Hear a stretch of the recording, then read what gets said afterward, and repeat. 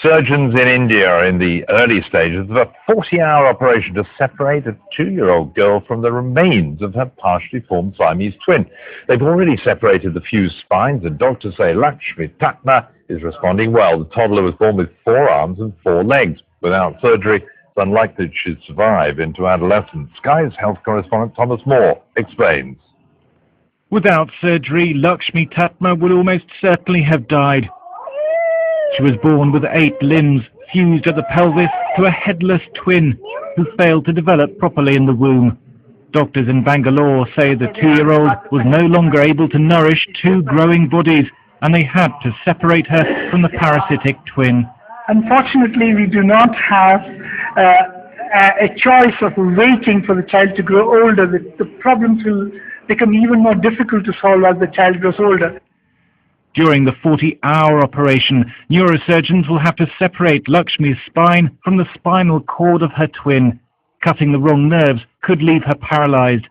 Other specialists will move her genital system and bladder from the left side of her body to their normal position. They'll also transplant a healthy kidney from the parasitic twin to replace one of Lakshmi's, which has failed. Orthopedic surgeons will then close the pelvic bones to realign her legs. Plastic surgeons hope to give Lakshmi as normal an appearance as possible. British specialists say the operation is complex. If the legs work and the nerves to the legs are okay, then the chances are the child will walk just as normal. If the pelvic organs are in order, the bladder is in order and such like, then the child may well be continent. So the future for this child is likely to be pretty reasonable. Lakshmi was named after the 4-armed Hindu goddess of wealth. Doctors found her in a village in northern India, suffering from an infected sore and a fever. The operation is being paid for by a hospital foundation. Everybody considers her a goddess at our village.